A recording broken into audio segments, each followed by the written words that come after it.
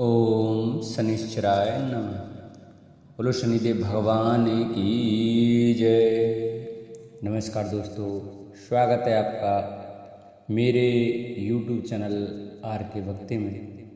भक्तों, आज हम आपको शनिवार व्रत की कथा सुनाएंगे, जिसमें कि राजा विक्रमादित्य की कहानी का वर्णन है। इस कथा को सुनाएंगे। जो भक्त हमारे चैनल पर नए आए हैं वो हमारे चैनल को सब्सक्राइब कर लें, वीडियो को लाइक करें और कमेंट में ओम शनिश्चराय नमः लिखना न भूलें। आइए कथा को प्रारंभ करते हैं। एक समय में स्वर्गलोक में सबसे बड़ा कौन के प्रश्न पर 9 ग्रहों में वाद विवाद हो गया।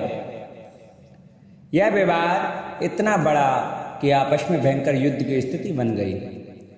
निर्णय के लिए सभी देवता देवराज इंद्र के पास पहुंचे और बोले, हे देवराज, आपको निर्णय करना होगा कि हम में से सबसे बड़ा कौन है।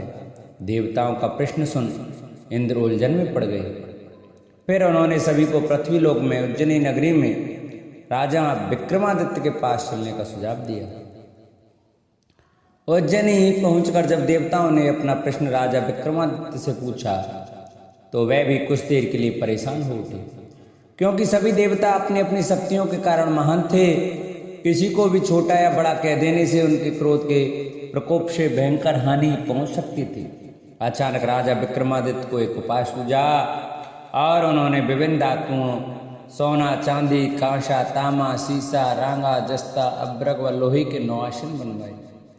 धातुओं के गुणों के अनुसार सभी आसनों को एक दूसरे के पीछे रखवा कर उन्होंने सभी देवताओं को अपने अपने सिंहासन पर बैठने को कहा। देवताओं को बैठने के बाद राजा विक्रमादित्य ने कहा, आपका निर्णय तो स्वयं हो गया। जो सबसे पहले सिंहासन पर विराजमान वही सबसे बड़ा। राजा विक्रमादित्य के निर्णय को सुनकर शनि देवता ने सबसे पीछे आसन पर बैठने के कारण अपने को छोटा जानकर क्रोधित होकर कहा, हे राजन, तुमने मुझे सबसे पीछे बैठाकर मेरा अपमान किया है। तुम मेरी शक्तियों से परिचित नहीं हो। मैं तुम्हारा सर्वनाश कर दूंगा। शनिदेव ने कहा, सूर्य एक राशि पर 1 महीने, चंद्रमा 2.25 दिन, मंगल 1.5 महीने, बुध और शुक्र 1 महीने, बृहस्पति 13 महीने रहते हैं, लेकिन मैं किसी भी राशि पर 7.5 वर्ष तक रहता हूँ। बड़े बड़े देवताओं को मैंने अपने प्रकोप से पीड़ित किया है। अब तू भी मेरे प्रकोप से नहीं बच सकेगा। इसके बाद अन्य ग्रहों के देवता तो प्रसन्नता के साथ चले गए, परंतु शनिदेव बड़े क्रोध के साथ वहां से विदा हुए। विक्रमादित्य से बदला लेने के लिए एक दिन शनिदेव ने घोड़े के व्यापारी का रूप धारण किया और बहुत से घोड़ों के साथ उज्जैनी नगरी पहुंचे। राजा विक्रमादित्य ने राज्य में किसी घोड़े के व्यापारी के आने का समाचार सुना तो अपने अश्वपाल को कुछ घोड़े खरीदने को भेजा। घोड़े बहुत कीमती थे। अश्वपाल ने जब वापस लौटकर इस बारे में राजा विक्रमादित्य को बताया तो वह खुद आकर एक सुंदर और शक्तिशाली घोड़ा पसंद किया। घोड़े की चाल देखने के लिए राजा जैसे इस घोड़े पर सवार हुए, वह बिजली की गति से दौड़ पड़ा। तेजी से दौड़ता हुआ घोड़ा राजा को दूर एक जंगल में ले गया और फिर वहां राजा को गिराकर गायब हो गया। राजा अपने नगर लौटने के लिए जंगल में भटकने लगा, पर उन्हें कोई रास्ता नहीं मिला। राजा को भूख प्यास लगाई। बहुत घूमने पर उसे एक चरवाहा मिला। राजा ने उससे पानी मांगा। पानी पीकर राजा ने उस चरवाहे को अपनी अंगूठी दे दी और उससे रास्ता पूछकर जंगल से निकलकर पास के नगर में चला गया। नगर पहुंचकर राजा एक सेठ की दुकान पर बैठकर कुछ देर आराम किया। राजा के कुछ देर दुकान पर बैठने से सेठ जी की बहुत बिक्री हुई। सेठ ने राजा को भाग्यवान समझा और उसे अपने घर भोजन पर ले गया। सेठ के घर में सोने का एक हार खूंटी पर लटका हुआ था। राजा को उस कमरे में छोड़कर सेठ कुछ देर के लिए बाहर चला गया। तभी एक आश्चर्य घटना घटी। राजा के देखते देखते सोने के उस हार को खूंटी निगल गई। सेठ ने जब हार गायब देखा तो उसने चोरी का संदेह राजा पर किया और अपने नौकरों से कहा कि इस परदेशी को रस्सियों से बांधकर नगर के राजा के पास ले चलो। राजा ने विक्रमादित्य से हार के बारे में पूछा तो उसने बताया कि खूंटी ने हार को निगल लिया है। इस पर राजा क्रोधित होकर चोरी करने के अपराध में विक्रमादित्य के हाथ पांव काटने का आदेश दे दिया। सैनिकों ने राजा विक्रमादित्य के हाथ पांव काटकर उसे सड़क पर छोड़ दिया। कुछ दिन के बाद एक तेली उसे उठाकर अपने घर ले गया और उसे कोलू पर बैठा दिया। राजा आवाज देकर बैलों को हाँकता रहता। इस तरह तेली का बैल चलता रहा और राजा का भोजन मिलता रहा। शनि के प्रकोप की 7.5 पूरी होने पर वर्षा ऋतु प्रारंभ हुई। एक रात विक्रमादित्य मेघमल्हार गा रहा था, तभी नगर की राजकुमारी मोहिनी रथ पर सवार होकर उस घर के पास से गुजरी। उसने मल्हार सुना तो उसे अच्छा लगा और दासी को भेजकर गाने वाले को बुला लाने को कहा। दासी लौटकर राजकुमारी को अपंग राजा के बारे में सब कुछ बता दिया।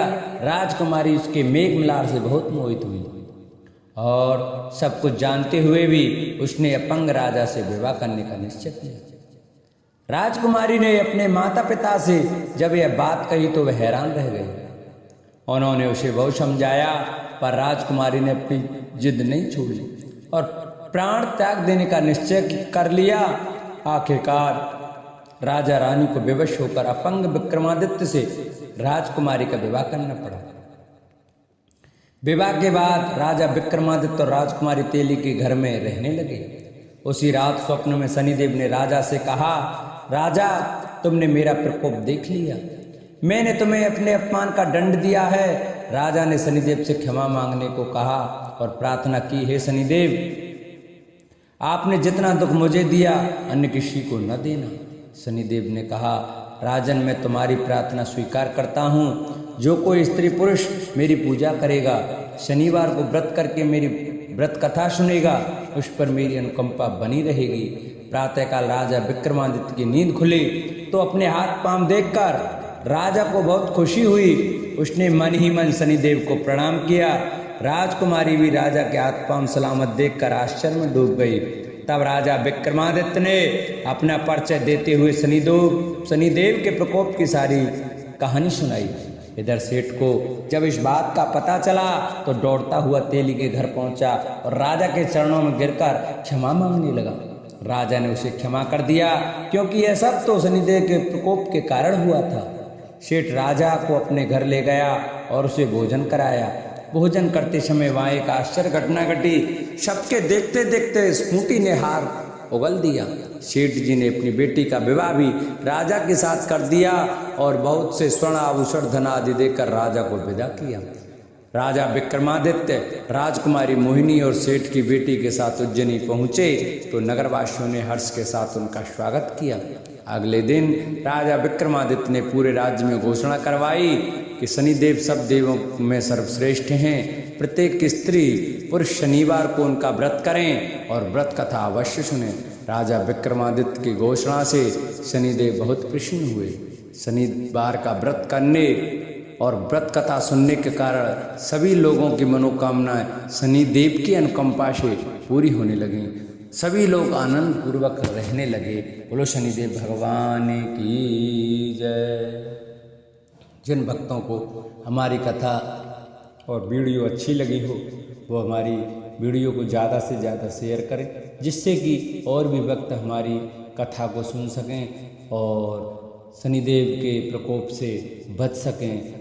और जो भक्त हमारे चैनल पर नए आए हैं वो हमारे चैनल को सब्सक्राइब कर लें, वीडियो को लाइक करें और कमेंट में ओम शनिश्चराय नमः लिखना न भूलें। बोलो शनिदेव भगवान की जय।